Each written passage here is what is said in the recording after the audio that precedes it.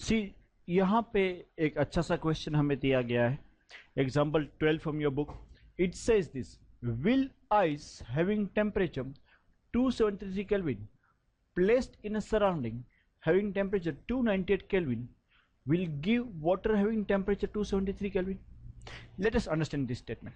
काफी सिंपल सा स्टेटमेंट है हमारे पास. उन्होंने ये दिया है कि एक आइस का क्यूब है having 273 Kelvin temperature.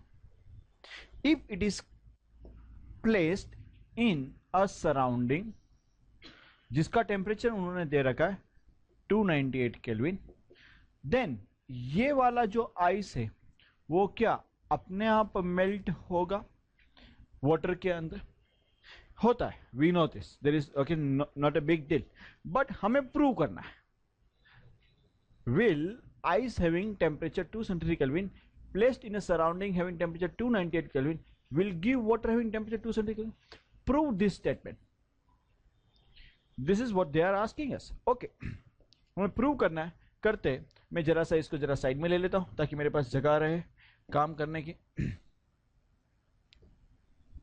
यह हमें दिया गया है, ठीक है. और एक चीज हम कर लेते.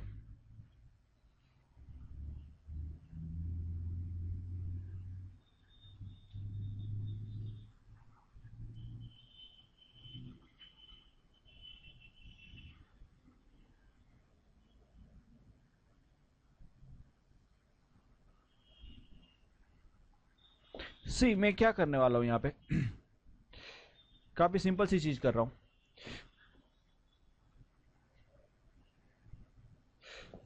हम एक काम करते हैं. उन्होंने दिया है, देखो क्वेश्चन में क्या दिया है, the molecular enthalpy of fusion of ice is 6.025 kilo joule per mole.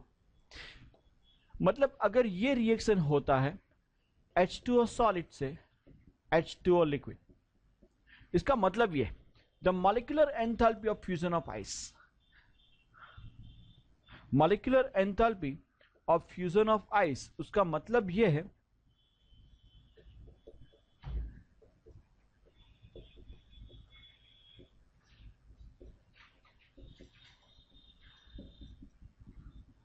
Equals to 6.025 kilo joule per mole. मतलब हम अगर ये 1 मोल रिएक्शन करते हैं उस टाइम पे एंथैल्पी इतनी एक्सचेंज होती है. अगर 1 मोल आइस को आप पिघलाते हो, फ्यूजन का मतलब क्या हुआ, मेल्ट करना है. फ्यूजन का मतलब क्या है, मेल्ट करना. अगर 1 मोल को आप मेल्ट करते हो तो उस टाइम पे 6.025 किलो जूल पर मोल एंथैल्पी एक्सचेंज होती है. ठीक है, हम एक काम करते हैं, फॉर 1 मोल ऑफ आइस हम ये रिएक्शन करेंगे. कितने के लिए करेंगे, 1 मोल ऑफ आइस. आपके पास जो आइस है, आइस टू वाटर होने वाला है, उसको हम सिस्टम बोलेंगे. What do we call? And another thing which we do have, surrounding.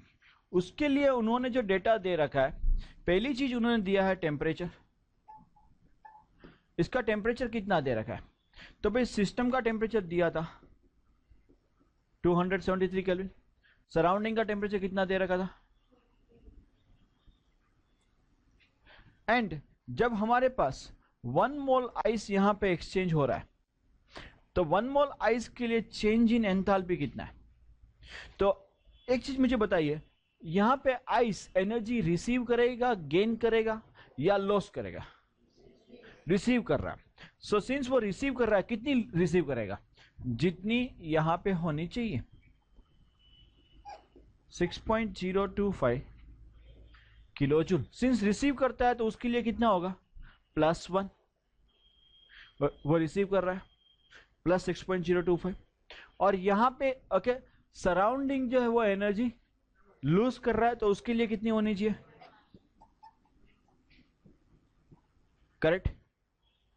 And अगर रिएक्शन स्पॉन्टेनियस है या नहीं है, उसके लिए हमने थियरी में पढ़ाई किया है, delta S of system find करो, delta S of surrounding find करो. बट डेल्टा एस के लिए जो फॉर्मूला है वो क्या है, delta S equals to delta H by T.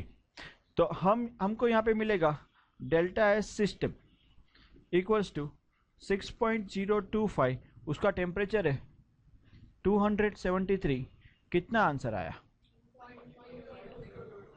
0.022। And same thing हम फाइंड करेंगे डेल्टा एस सराउंडिंग के लिए। तो यहाँ पे -6.025 डिवाइडेड बाय टेम्परेचर है 298, व्हाट्स द आंसर?